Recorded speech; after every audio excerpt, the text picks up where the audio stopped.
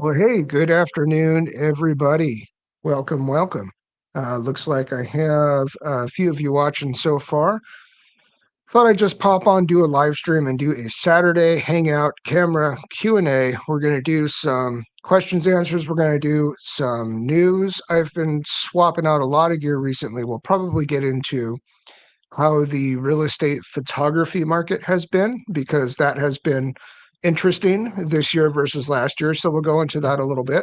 Let's see who I got with me so far here. Carlos Quintero. Let's go. Let's go indeed, buddy. So you know what? This is going to be informal. I'm just here to hang out and chat with you guys. And I've got my wife took the kids to Target. And so for dudes, when we go to Target, oh, this is a bro down too, by the way. So if you're a woman, get out. So dudes, by the way, when we go to Target, we can go in and be in and out in like 3 seconds flat. My wife has a way of going to Target for 3 hours at least.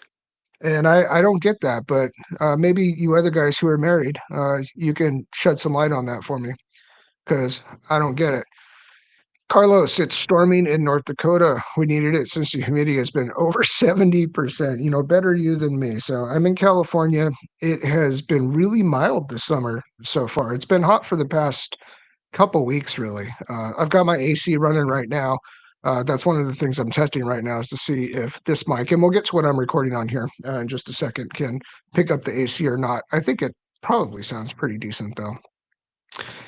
Carlos, how do you like your new Komodo-X? Okay, so since you want to let it out of the bag, I'll let it out of the bag. So right now I am streaming on the red Komodo-X. This is a camera that is $10,000 for the brain only. I have had 2 red cameras before. Okay, so I'm not totally new to red. I've had the Komodo and I've had the DSMC2 Dragon X before I did the Komodo.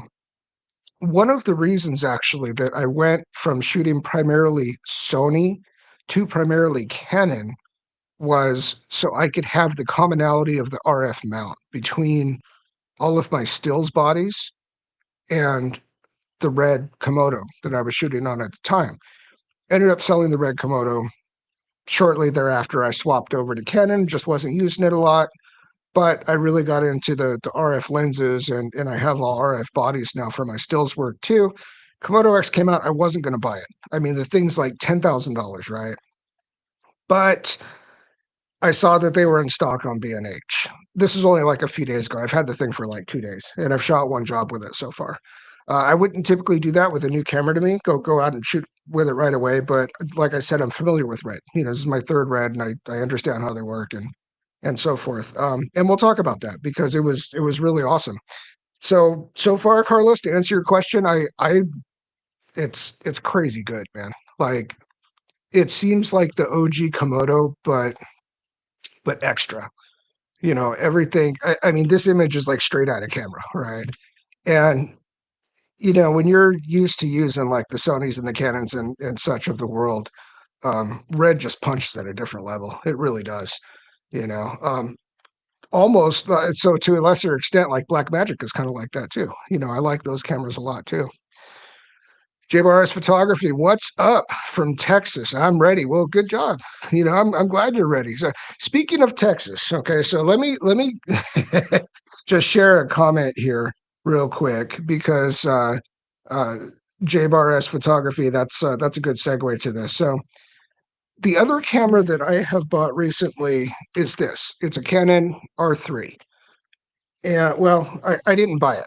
So I traded, I did have a couple of R5Cs, and I traded one of my R5Cs for the R3. So I've been shooting pretty much all of my stills jobs for the past couple weeks with the R3, and I've grown to really like it, but we'll get into that a little bit if you guys want to. R3 isn't a very popular camera, I understand that. So some people may not want to hear about the R3. But my point is, and what your segue is from Texas there is, I shot, and you can look on my channel, the first video with the R3, which is like a big palatial kind of Italian villa kind of thing. And somebody left a comment on the channel. This is Scotty V. He says, nice work. I was waiting for the last bedroom pan shot with the dead husband on the floor and the wife standing over him with a butcher knife with a sinister smile. And my reply to that was, I met the seller. Think Texas oil tycoon mixed with a little bit of Hank Hill's father, for those of you who get the reference to Hank Hill's dad, right? And he says, oh, that's in Texas. No, it's in California, but that's like, so the seller's name was Virgil, right? Like, no joke, Virgil. And he's like, what's your company? He likes people with companies. What's your company name? He's one of those. And so talking about Texas, you reminded me of that. But the R3, the first time, the 6K, man, boy, this is like a whole thing. So the R5C, which I traded for, so I had two R5Cs and I traded one of them. I traded one of the R5Cs and my 28 to 70 f2, the big Chody lens, for the R3, and the guy who I traded the stuff with threw some cash on top of it too, just to even the values and stuff. But the R3 6K coming off of that sensor, I am sure has more dynamic range than the R5C in any of its flavors. In the C-Log 3 XFAVC than the 8K RAW interpreted as C-Log 2 or as C-Log 3 with the R5C. I believe the R3 6K RAW interpreted in your NLE as C-Log 2 has more dynamic range. I really think that's true. And you can take a look at the video that I posted. I mean, when you post stuff on YouTube, it's not like it doesn't show you like really what you see when you're editing it because everything gets mangled, but it'll give you a pretty good idea though. Like there's a lot of dynamic range there. There really is. What up, everyone? What up, James Jackson? How you doing, bud? So James, I know recently has been testing or working with a Blackmagic 12K, the Ursa 12K. Which is a camera that Carlos Quintero has always wanted, but he's never told anybody. So maybe we can all like chip in and get him one. JBRS Photography. Yeah, I don't get why they take so long in the stores. I stopped trying to understand. And get yeah. So she blames it on the kids. So I have three young kids, and she says, well, they want to look at every toy in the toy aisle. See, but that's like that excuse doesn't have longevity because my kids are getting older. Like I know they don't want to look at every toy in the toy aisle. They want to come home and get on their devices and eat, you know? And so yeah, I don't know, man. But once they hit the Joanna Gaines section, it's all over, bud. Egil Bjarki. Sorry if I'm butchering your name, but yo from Hong Kong. I've been to Hong Kong once. After the switch, do you miss anything from Sony? I do. Um, I do. I miss. Let me qualify this a little bit. I miss the capabilities of the Alpha One, and I don't want to represent that as global Sony because it isn't. We're talking about one very specific tool. Um, that it's from Sony is kind of secondary to what the capabilities of that camera is. And so I miss that. However, the R3 behaves a lot like the A1. The R3 is strange because Canon only gave it a 24 megapixel sensor. Now, that could be because the technological limitations of Canon sensor technology in designing and implementing that stacked sensor within a full frame camera and giving it the readout speed and the processing power behind it and everything just wasn't there to make one that is over 24 megapixel and have the camera still behave like a 1DX Mark III, because that's really what I think the R3 is. The R3 is a mirrorless approximation of a 1DX Mark III, and it really seems like it was designed to get a whole lot of old guy 1DX shooters, the guys who are shooting sports and they've got, a pair or three of them, with long lenses and stuff, to get those guys into the RF system, buying the new RF glass. I think that's what the R3 really is. But they gave it some interesting capabilities as far as the video capabilities are really solid. But in direct comparison to something like the R5C, which Canon brands as a cinema camera, the R3 is infuriating to use as a video camera because you only have like a quarter of the tools on board, both for exposure and for focus, than you do, say, like the R5C. And then in typical Canon fashion, once you get everything dialed in and you hit record, those tools disappear. Like, you only have a histogram to begin with. You don't have a waveform, you don't have false color, you don't have all that stuff. And then when you hit record, your histogram disappears. So, I mean, what else? Oh, you can't use, this is a strange one. You can't use zebras. This is for video we're talking about with the R3. You can't use zebras and focus peaking at the same time. But I mean, even though they're for two entirely different things, right? One's for focus, one's for exposure. You can't do it at the same, which won't let you. It'll tell you it won't let you. It'll say, sorry, you can't do that. Buy a C300. Whatever. I don't know, man. But like the Canon Cripple Hammer thing, it's real because they got this camera where it does have more dynamic range than the R5C. They may not tell you that, but I mean, in my limited time with it so far, it's pretty apparent to me. And I've been using the R5C for a long time. So I don't know, man. Canon does weird stuff. All right, let's see. Josh Satin, KX looks good, man. It does. So Josh. Okay, so I'll come clean. This used to be Josh's R3, and now Josh has been collecting um, a bunch of R5Cs. I think he wants to go the direction of having only R5Cs in his studio. And R5C is a fantastic studio camera. I mean, that really is one of its best uses as far as I'm concerned. It's got a face only autofocus on it. It's got a fan so you can run it forever. And it's got that super crispy oversampled 4K from the 8K readout. So yeah, but anyway, so Josh has a Komodo also, an OG Komodo that he got from another creator. See, all of us kind of just with cameras. And I'm still thinking, Josh, about trading my other R5C since I've been using the R3 for stills for the Komodo, but I'm not sure. We'll see how it goes. We got to slow down sometime, man. What up, Carlos? All right, you guys are talking to each other. And James, that makes sense. Both are really designed for high-speed photography. Yeah, so the R3 and the 1DX3, it really is. I mean, because other than maybe the sensor tech wasn't there to implement a stacked sensor at any greater resolution than 24 megapixel. It almost kind of seems like they could have done it, but they wouldn't have drawn in the OG sports photographers because they are somewhat resolution averse, right? They're spraying like bazillions of images.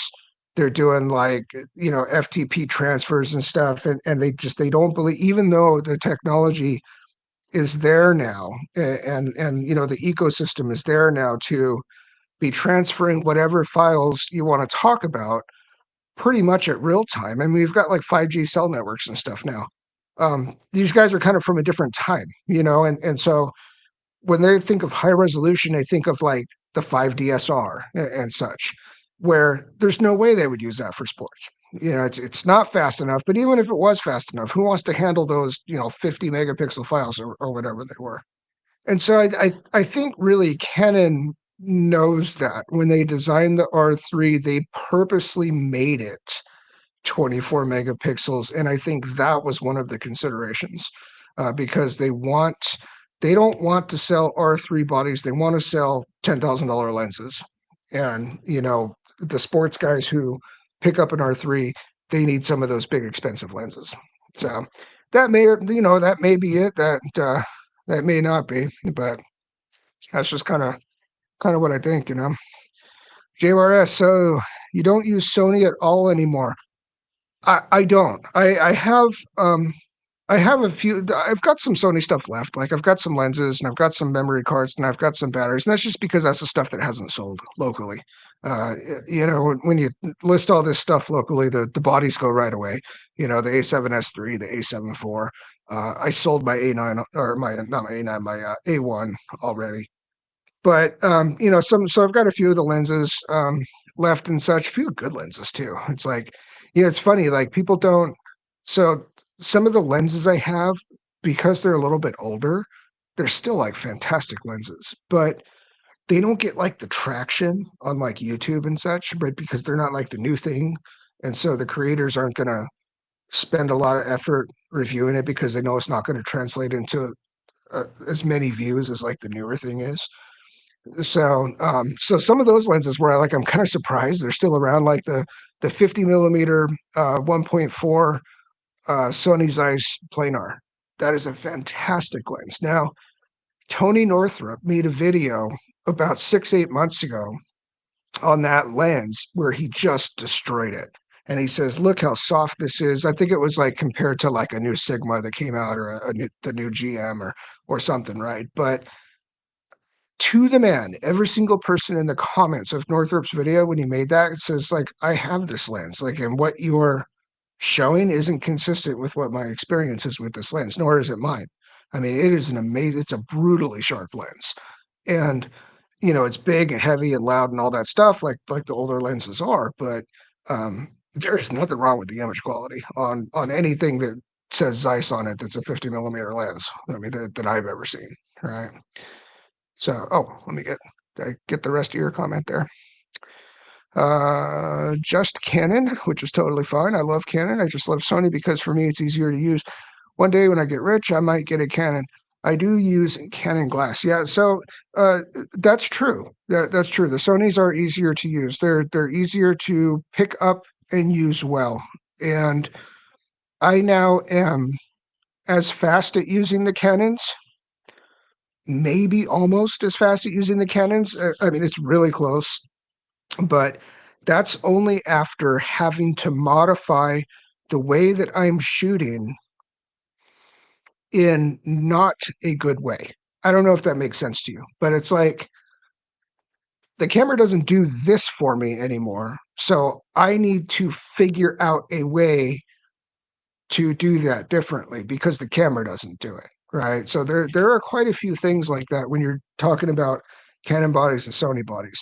And at this point, I've had most of them from both companies in the past few years.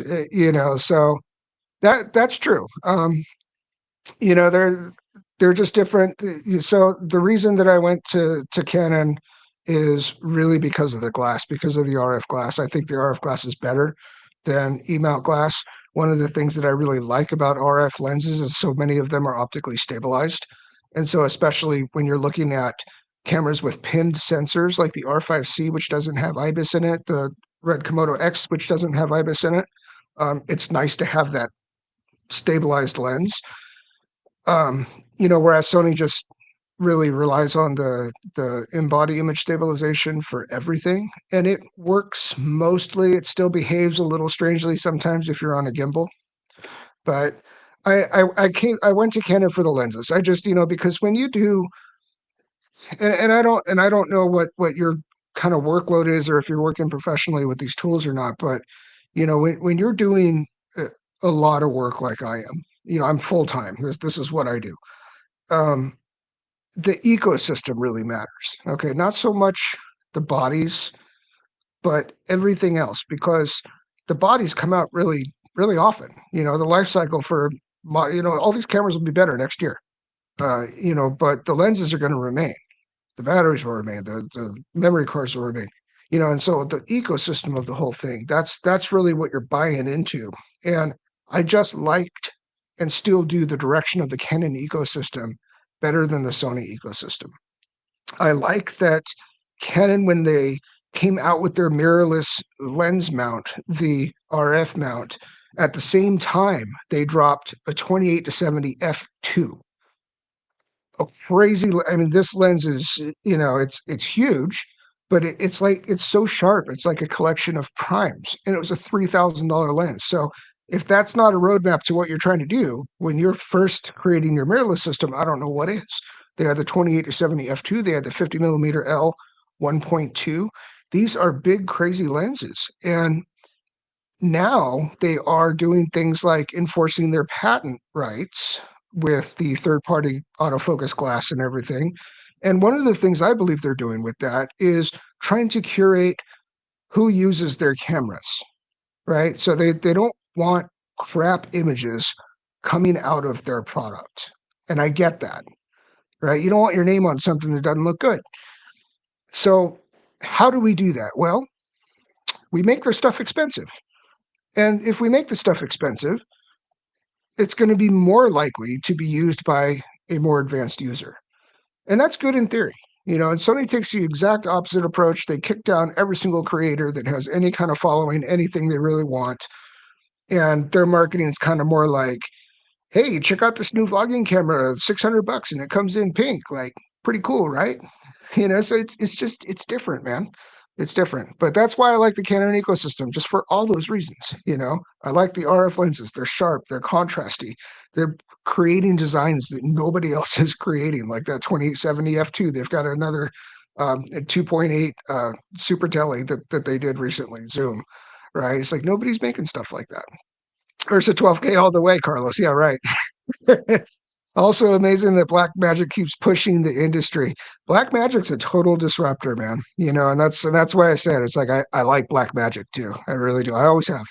Um, and it's funny. So Josh Satin and Josh, I think you're still in the chat here. We were chatting recently about Blackmagic. Was that Josh? It might have been Josh. But we were chatting about Blackmagic and and Rode, because he'd had a bad experience with Rode with the Rodecaster Pro 2, which is one of the things I'm using right now, by the way. And I think it's fantastic. But he'd had a quality control issue with it. And not only Josh, but somebody he knows also had a quality control issue with it. And he called up and got the runaround from Rode until they discovered who he is and that he has tens of thousands of followers on social media. And then their tune changed immediately, which really just left a bad taste in Josh's mouth. And I get that. But Rode is one of those companies too, like the Rodecaster Pro 2, the mixer, and it's got effects on board. It's pretty much zero latency. It records 32-bit float. You cannot find that product outside of Rode. It is a huge amount of value for the $600 or $700 or whatever it costs. But what they did in order to make it that hit that price point, that consumer price point, because that's what we were talking about, consumer versus pro gear, right? Like electrosonic, for instance, where you'll pay like $5,000-$6,000 per channel. It ain't going to go out on you, but it doesn't have the feature set as something like this, right? So what Rode did is they cut the quality on it. And so the problem that Josh had with his Rode Pro 2 was the sound pads on it, which I never use. And one of the other guys that he knows that had a problem with his too is the same thing, was a sound pad. So, so there's some kind of QC issue. It's kind of plasticky, right? And the same thing with Blackmagic. Like the Blackmagic Pocket 6K, we all know it's a plastic football. They call it poly impregnated resin, whatever. It's plastic. It's a plastic football. But dang, the image is good out of that camera. I mean, it's just a good image. It really is. And it's a good image in the way that, like, it's not only a good image, but it's probably the most unique image out there. It just has something that you can tell it's a Blackmagic. It's hard to really articulate why you can tell that. Your eyeballs know. Your eyeballs know it's a Blackmagic. James, funny you say that Carlos got the 12K right next to me now. I don't think Carlos likes 12Ks, James. I know that you were flexing it on me the other day, and I have been curious about it. I just, isn't it noisy? It seems like it would be really noisy. Getting more and more impressed with it. That's kind of what I've been. That's me in the R3.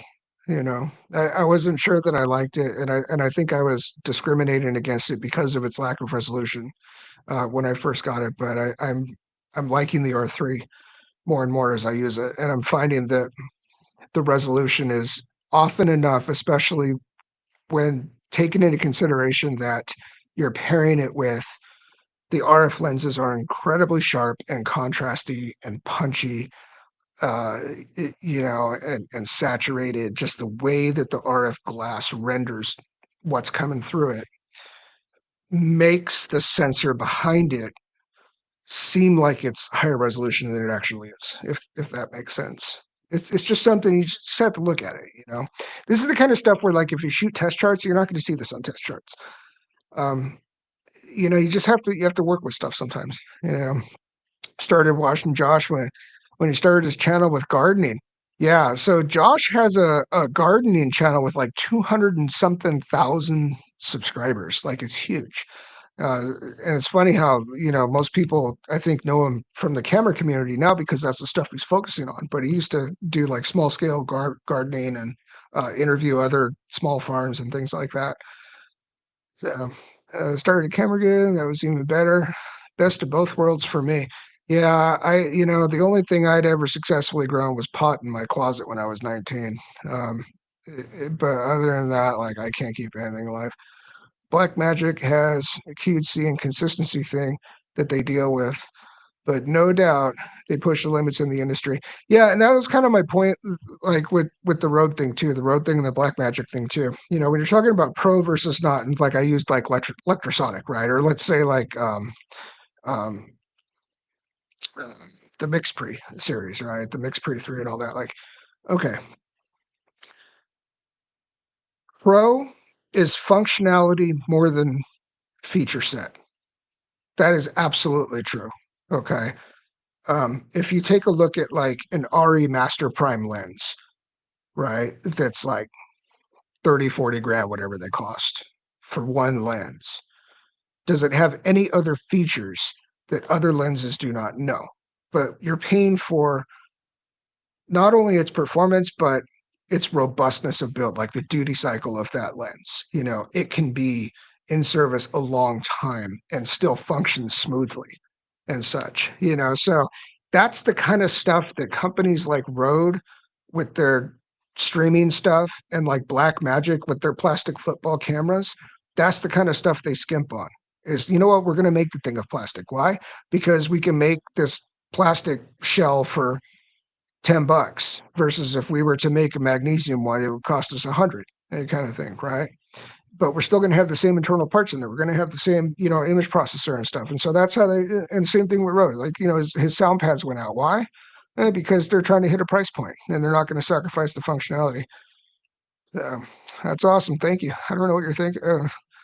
J-Bar, that's awesome thing. Oh yeah, for watching your farming stuff. So okay, a lot of little gems in the 12K that really isn't talked about much. That made it very interesting. It certainly is that. I'll give it that it's interesting. Just what I know about it is just the way that it kind of debayers or the way that it reads color is different from, say, like your typical BSI CMOS sensor, which gives you a better color latitude in it. I'm not saying that thing's not interesting.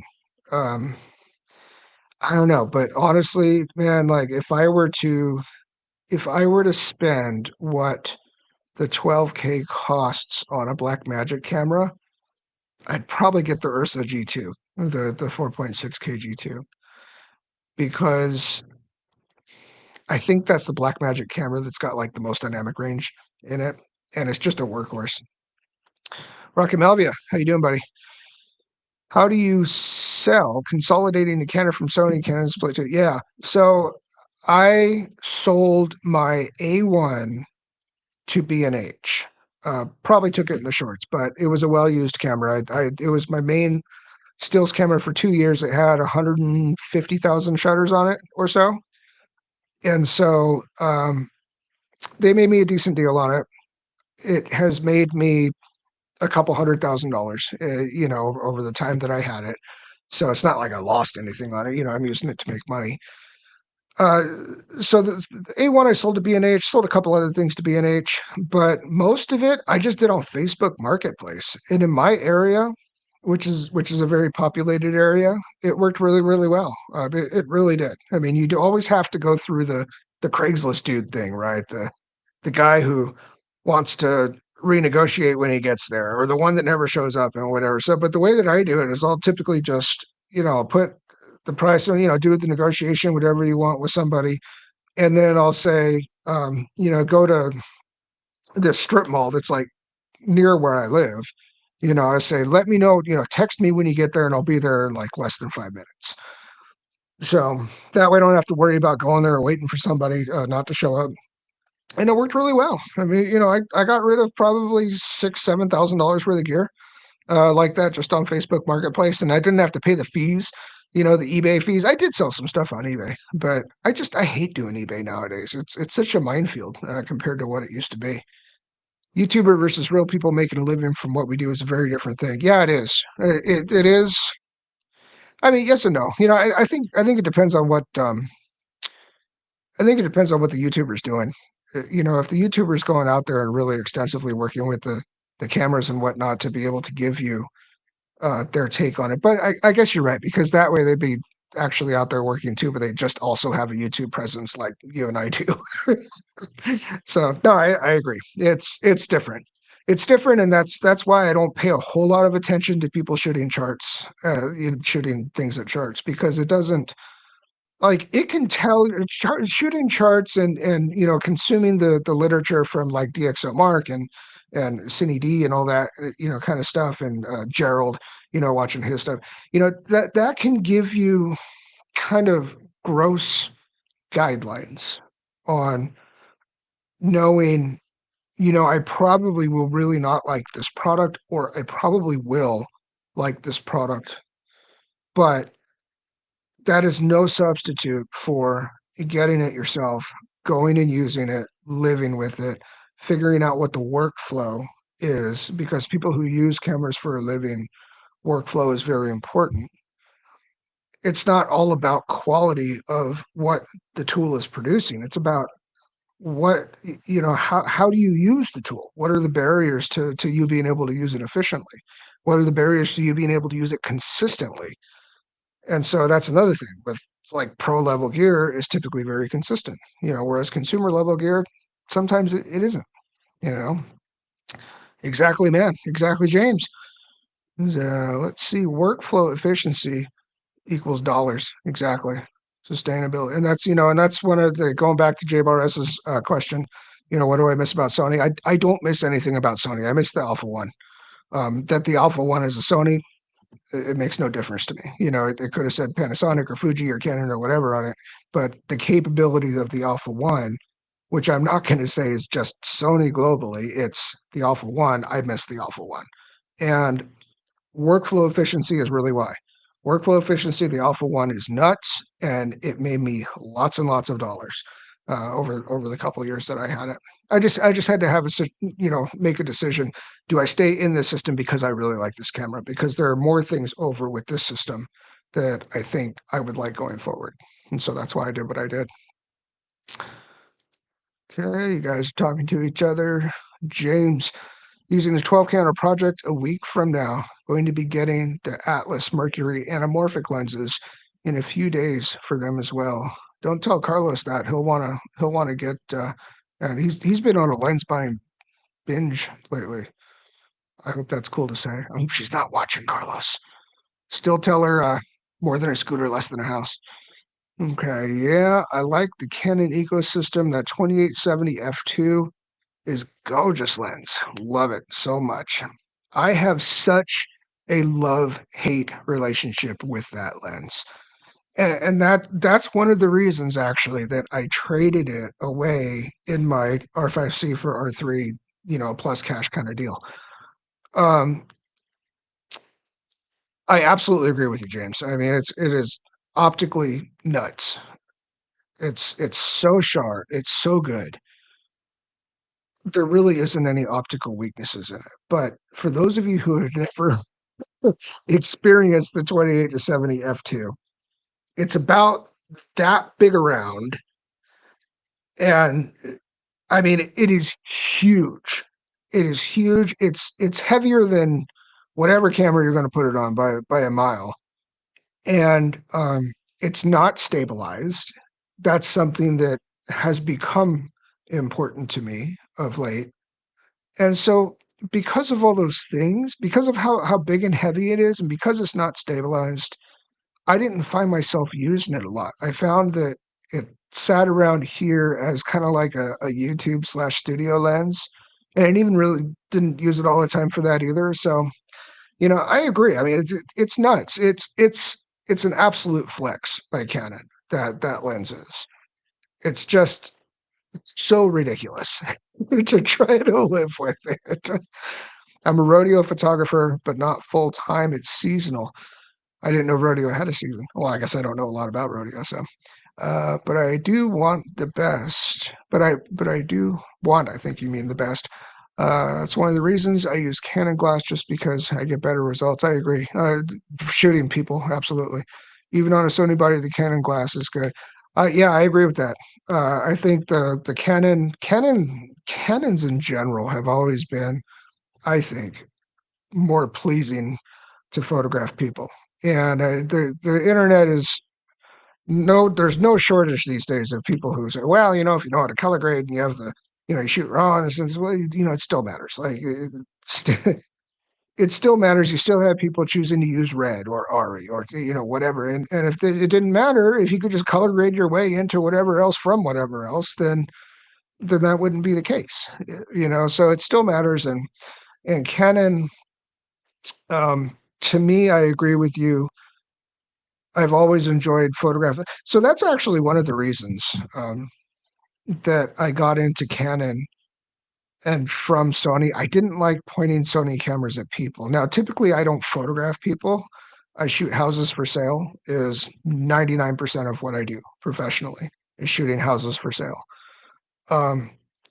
So it's not a huge consideration when thinking of what system I'm going to get into, the way that it renders skin and people. But the red looks gorgeous pointed at people, right? And the RF lenses are awesome. So if I could get the bulk of what I do to be consistent with those things, then Canon is for me. So it happens that Canon's making some very nice cameras these days. The EOS R was a terrible camera. The RP was terribler, right? So the R5 is the first camera where it's like, okay, this is a real camera that you can use.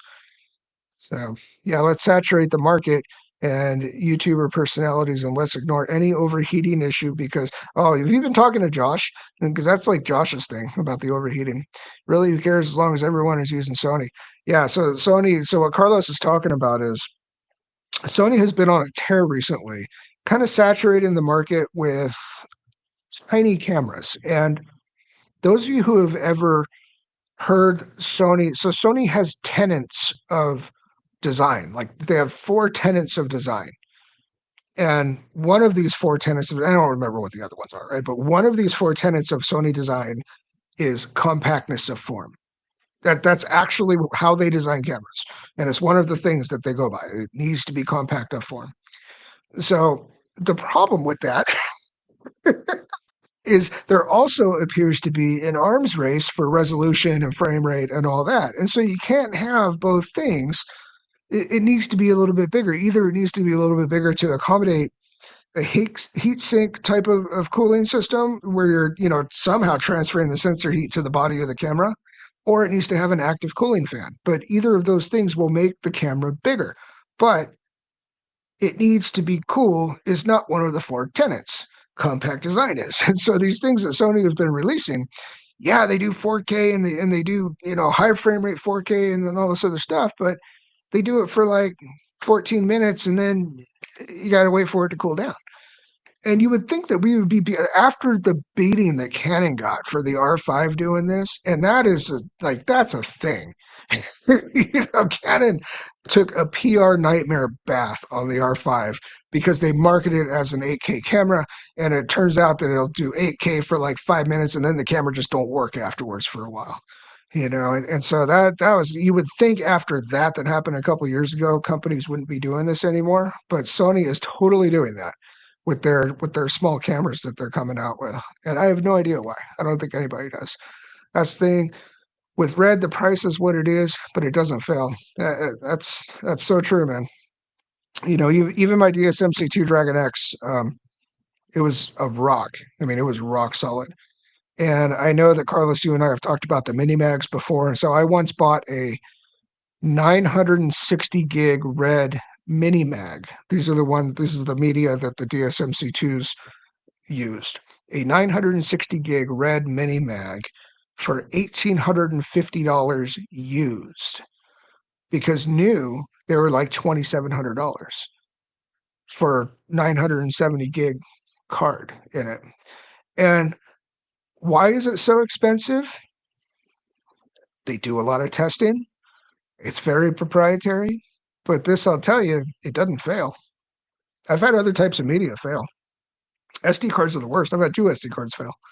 And only because at the time I was recording redundantly with camera bodies that had two card slots did I not lose anything when the SD cards failed. But Red Media, Red Mini Mag, it never failed.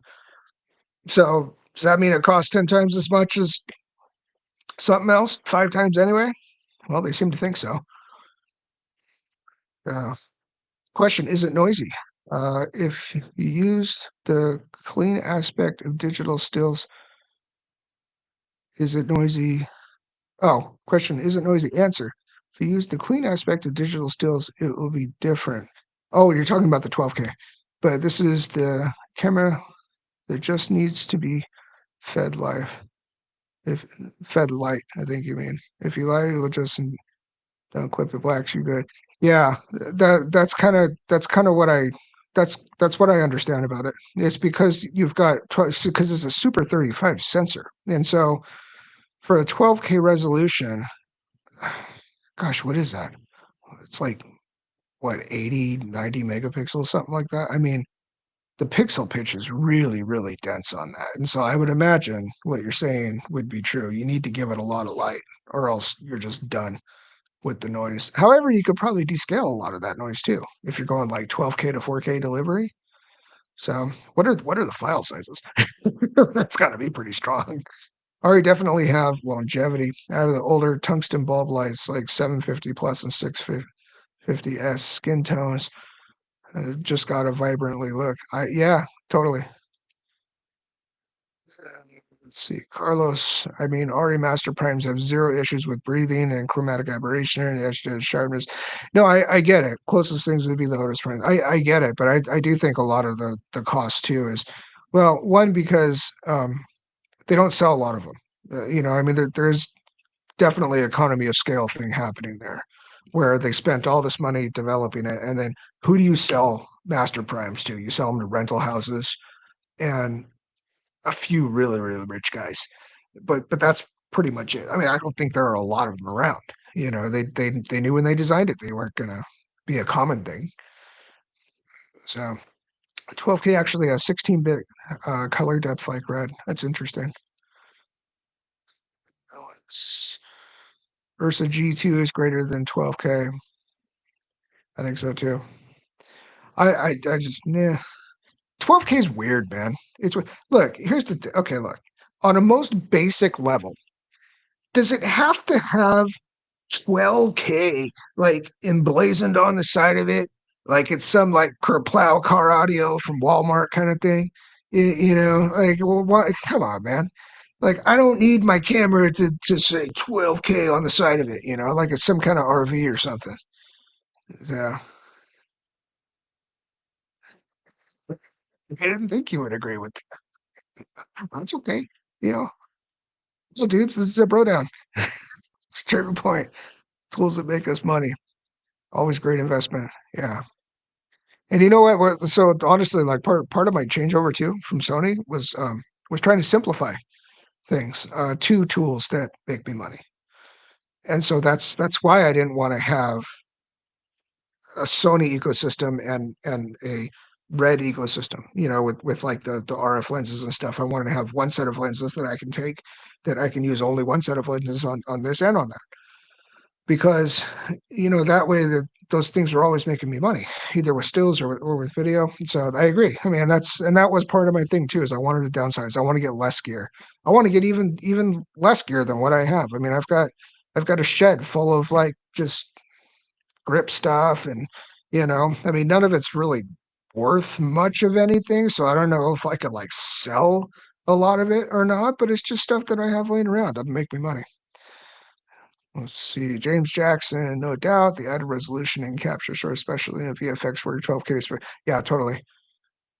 I mean, I've never shot anything to the level that I'm sending footage out for VFX work to be done and such. So I guess I wouldn't know, but that makes sense to me. Not even using the 12K, the other features is what tips it over for me.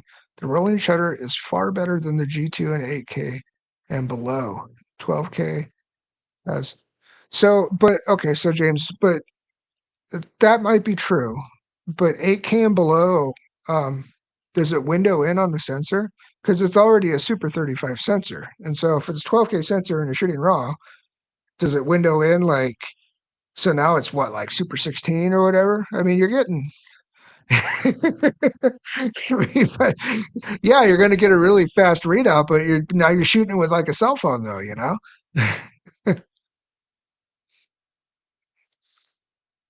Yeah, and the bit depth, 16 versus 12. I get it. Canon glass is made for skin tones. Yeah, it just has like kind of that kind of bloomy. I mean, it just looks good. You know, it's so the EF glass. You know, yeah, I get you, James. So the Canon EF, so the EF glass versus the RF glass. So right now, okay, so my setup right now is the Komodo-X. I am shooting, I'm capturing 6K, and it is descaling it to 4K and then going through an Elgato 4K cam link and then into EV Mux, which it says 4K, but for some reason I can only get it to pull up as 1080 on YouTube. So I need to figure that out. But it's the first time I'm using this kind of a signal chain, right? Oh wait, no, I missed a part. So uh, to convert the SDI, I'm going into a Atomos Shogun 7 SDI, and then out HDMI 4K 30 into the Camlink 4K 30, and then into the software. So um, go into the oversampling and raw. Oh, okay, yeah. So kind of like what we're doing here. And I lost the rest of my train of thought on it. So, oh, I know what I was saying. So the Canon EF glass versus the Canon RF glass. Um, so I'm shooting on the RF 51.2 right now. That's kind of what I was saying. They are so much sharper and punchier than the EF glass, but I still typically prefer EF glass for photographing people because of the lack of sharpness that the EF glass gives. So, especially photographing women, women don't want every zit they've ever had to show on photographs of them. It's nice to have sharpness of the eyes. It's nice to have detail still, but in the Canon EF glass especially, I think is really a really good balance there. The highlights are a little bit bloomy. It's sharp but soft at the same time. The RF glass is just like, it's crunchy. It's like the Sony GM glass is like that too. It's just crunchy. And yeah, you can get rid of that with pro mists and stuff. But so, okay, JYS, I'm gonna try and get into the real estate photography. My wife is a realtor, but I think you and I have talked about this before. I just need to save to get 11 to 20 or 1635, but my wife has been hounding me to start photographing houses. Which camera body do you have? Because 11 to 20 sounds like an APS-C type of range, and a 16 to 35 is typically a full frame range.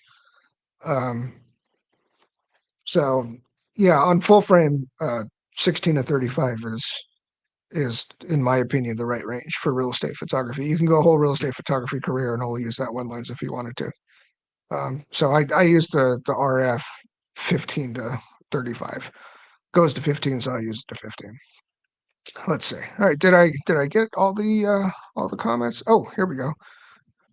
Sony A7R4. Get the 16 to 35 G Master, and you won't look back. I know it's an expensive lens, but the 16 and 35 GM that made me a pile of money, and they're really like. I mean, I like the Sony 16 to 35 2.8 GM better than the RF 15 to 35 um, L series in one way especially. It's better corrected.